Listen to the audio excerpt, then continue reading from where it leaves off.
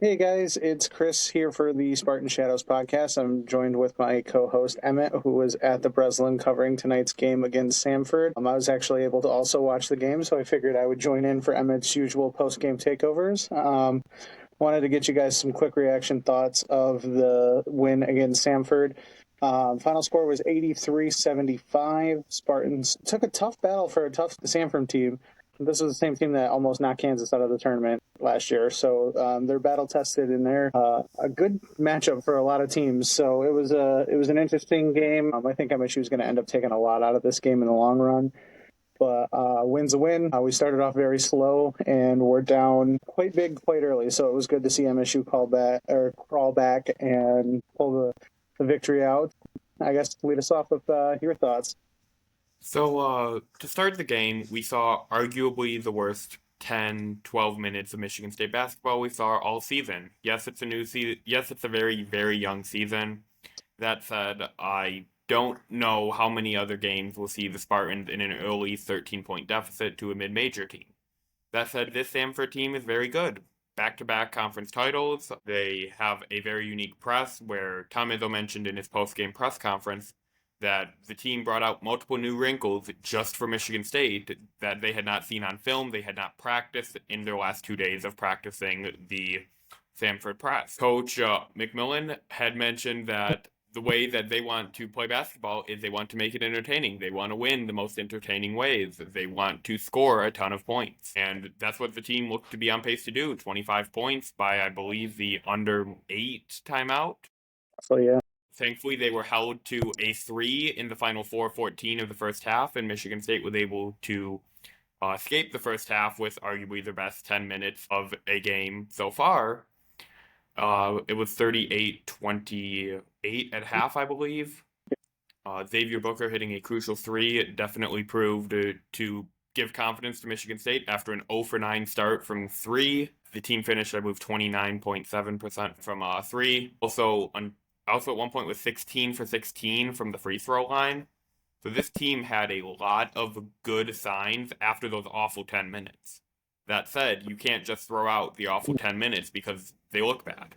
This is a team that needs to learn from those 10 minutes. 4 early turnovers from our 2-point guards, Trey Howellman and Jeremy Fears Jr. by the under 4 timeout in the first half against a vicious press. That's not good, obviously. Chris, what did you see from the broadcast? Yeah, that was my biggest takeaway to start. It was rough. I think at one point we were down 21-9 fairly quickly. As you mentioned, we started 0 for 9 for 3, and the 3 ball was not falling at all. We were kind of talking in the group chats and stuff. It just looked like here we go again, another game. 3-pointers aren't going to be falling. This isn't going to be good. I think the rally was actually keyed by Xavier Booker, and I mentioned this in our Spartan Shadows talk. Xavier Booker came down off the bench, and he hit a big 3, super smooth stroke, went down, nothing but net. And then he hustled back on defense and really made a couple of great effort hustle plays to affect the shot and cause a miss and get a rebound and go, which led to another basket, I believe, by Booker on the other end. Either that or he assisted it. So it was really good. It was a Booker basket, yes, sir. Yeah, it was a really good score, defensive end, and then score again. And that's what really got the team going. So I want to credit Xavier Booker first and foremost because that kind of sparked the first half rally that got us really going. And then after that the threes did start falling. You mentioned about 30% from the 3-point land. We finished 7 of 24, so not the best, but again, when you start 0 for 9, that's obviously you're ending 7 of, quick math, 15, 7 of 15, so you're shooting 50%. Nearly 50, yeah. Yeah, that's what needs to be done. I mean, you're not going to shoot that well every day, but when you make 30 to 35% of your threes, this offense can be really good. And from the 12-minute mark of the first half on, it was really good. Bright to see. I feel kind of like a broken record, but Cohen Carr being on the floor at the 4. Again, he didn't super light up the score sheet. He had 4 points, but just his athleticism, his hustle, just kind of lit a fire under the team. And he had another crazy dunk. Happens almost every game at this point, but it got the Breslin rocking. It was a big energy boost. It's just, that's what he's there for, and he's playing really well of late. Yeah, you mentioned you mentioned Booker coming off the bench to bring a spark to the team. Cohen Carr also did the same. His first defensive possession was a block, and his first offensive possession ended in a dunk. So Xavier Booker actually did mention in post-game availability that the second group, their whole goal after really the bad start was to bring the energy, and both him and Cohen Carr obviously did so tonight. It would be criminal for us not to mention, however, the scary scene with about 30 seconds left in the game. On, I believe it was a drive to the basket by the Bulldogs. Jace Richardson rolled his ankle, sprained his ankle. He needed help off the court. He was able to walk in the handshake line. He was able to partake in post-game celebration with the team, according to Izzo.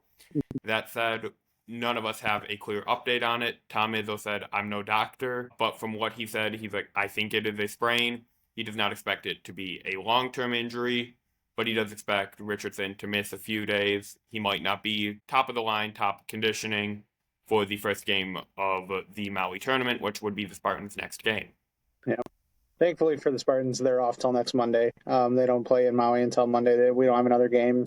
Whatever practice schedule was this week, I would assume he's probably going to get very limited reps. And then, like Emmett and I were talking before this, mentioned 10-hour flight to Maui is not going to be good for sprained ankles. If it indeed is that, he's going to have a little bit of an uphill battle to get ready for Colorado. I don't know if he would play. Depends on, I guess, I'm not a doctor either, but I have a lot of expertise in spraining my ankle. So I've done it a bunch of times, and depending on the severity, they don't heal very quickly. And unfortunately for basketball, that's one of those injuries. It's like a hamstring in football. They just don't go away until they go away. Hopefully that heals up. Colorado's one thing, but then UConn, probably the next game is going to be where we would need all hands on deck, hopefully.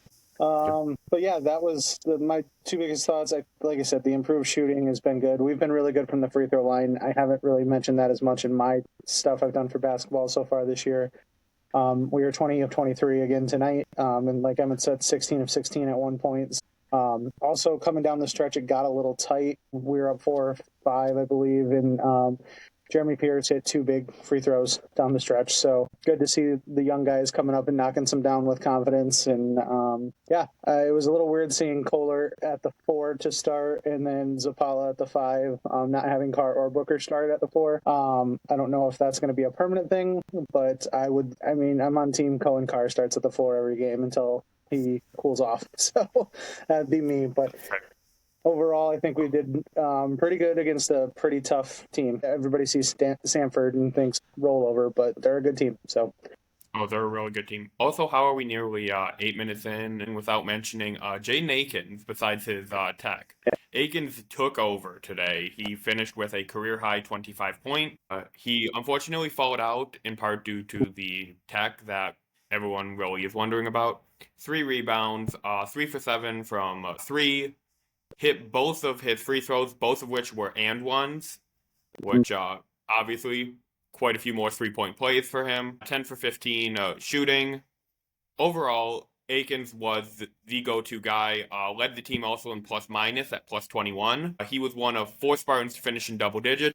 Akins, he was the number 1 option today, and Tom Izzo mentioned in his post-game press conference that Jaden Akins is taking a bit of time to transition from being the number 3 option behind Tyson Walker and Malik Hall into the number 1 option. And he said that he had actually talked to Tyson Walker about this transition earlier in the week. And Izzo pointed out, Walker said himself that, Coach, I sucked at the beginning of that transition. So don't give up if there is a bad game against, say, Colorado, or if the Spartans win onto UConn. You are seeing these transition pains from going from the number 3 option to the number 1. You saw the flash of what he could do tonight with 25 points in 29 minutes. Yeah, I wrote about it a little bit, my takeaways from the last game. I thought last game so far was his best game this season, posting almost near triple-double last game. And then came out and exceeded expectations. Like the whole team had a little bit slower start, so did he. But he really took over and is kind of what you expect a senior guard to be on a Tom Izzo team. So credit to Jaden. He had an absolute great game today. I still don't know what he did for that tech. I don't think he does. I don't think anybody does. He doesn't know what he did for that tech. Yeah, must have said a magic word to somebody, or the refs thought he said a magic word to somebody. But yeah, that was kind of a little bit of a head scratcher. Yeah. Game was getting physical. It was. And like I said, it's one of those games I think MSU ends up taking a lot from towards tournament time. That's what it felt like to me the whole game. The press was giving them fits, and they need reps at it. You can simulate it in practice all you want, but teams in the Big Ten schedule and teams in the tournament will press them. You'll probably run into teams that will throw some zone in them, so the more reps they can get in live games against those types of things that they don't see regularly, the better off they'll be. And I think that's one of the situations tonight. Samford came and was matching their physicality. They were throwing some loops that they hadn't seen before, and inbounds plays were tough. Bringing it up the court was tough. Everything was tougher for them. So got them some good reps, and I think it will pay dividends in the future. Trey Howman also mentioned in his post-game availability that these reps are something the Spartans will definitely need in the future for Rutgers and Iowa, he mentioned in particular, with a very difficult press to master. Sorry, it's post-hours and the Breslin people are cleaning, so yeah. Sorry about that. But some of the audio quality won't be the best because Emmett's still live on location. But yeah, that's kind of what you need to see in these early games, and that's why Tom Izzo schedules the teams he schedules. I know Samford's coach mentioned their AD really wanted this game and tried to make it happen. So they talked about it a little bit on the broadcast.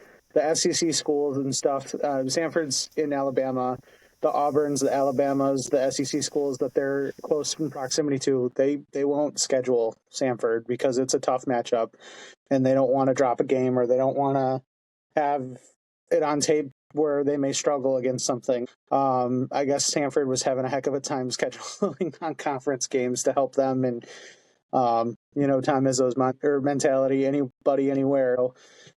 We got that schedule, and I think we'll be better off for it. Yeah, Tom Izzo brought up that he was called by the athletic director as well as Bucky McMillan, the head coach for Samford, saying, our athletic director reached out. They are a team that Tom Izzo said, I believe he asked about the sportsbook spread to the media group to see if anyone knew what the spread was heading into the game. Izzo was told 15, and he said, I knew going into this that it was never going to be that. It was going to be a dogfight to emerge victorious, let alone cover a spread, which obviously coaches don't care about a spread. But it was, even coming into this, everyone had said, this is probably one of the biggest trap games, besides probably Florida Atlantic in about a month's time. This will be the biggest test for MSU in their out-of-conference slate. So it was good. Well, mid-major out-of-conference slate, I should rectify my bad. Yeah.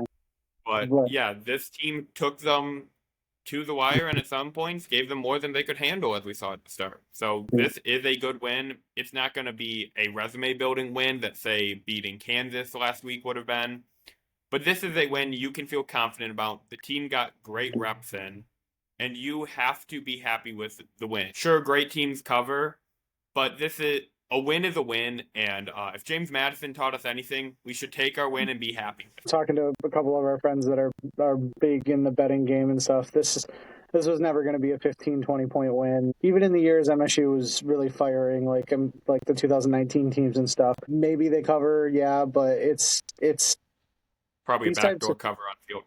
Yeah, free throws and stuff. Yeah, these types of wins aren't easy to come by, and I think the Samford team, depending on draw in the tournament, could easily, of course they got to get there. It's not a given, they could stumble, injuries, whatever, but if they get to the tournament, I think, depending on seeding and matchup, they could be one of those 14 seeds. They could make a big fan base very sad in March. Yeah, absolutely. My biggest takeaway from them, they could make a big fan base very, very sad come March. This is a team that you do not want to see after they have reps against us. They have reps against Arizona next month. Yeah, so keep in mind this game in March when you're filling out your brackets. If Samford makes it, that could be one of those 14-3, 15-2, 13, whatever upsets that just come through. And 14-4, I probably have them in at least half my brackets advancing. Yep. So it'll be a fun quirk we can all remember come March Madness and be like, hey, that team, I remember. So that was pretty much that's all I had. Anything else you really wanted to add, Emmett? Not really. I will be seeing you guys on Friday or early Saturday morning for takeaways following the Purdue game. Hopefully another victory to keep the momentum up for Michigan State Athletic. Remember, it is a Friday night game, 8 p.m., I believe, on Fox or Big Ten Network, one of Yeah, those. Fox, I believe. Yeah. So Spartan Stadium Friday night against Purdue. We'll have our regularly scheduled podcast episode, I hope, to you by early morning Friday before the game. Still got some scheduling quirks. This is a hectic time of the year for all of us with both sports and then personal stuff going on. So Yep. hopefully we can get that squared away and out to you on a regular basis. And then hockey Thursday night against the NTDP. All right. But yeah, so appreciate you tuning in. We'll get this edited up for you guys. And as always, go green. Go White.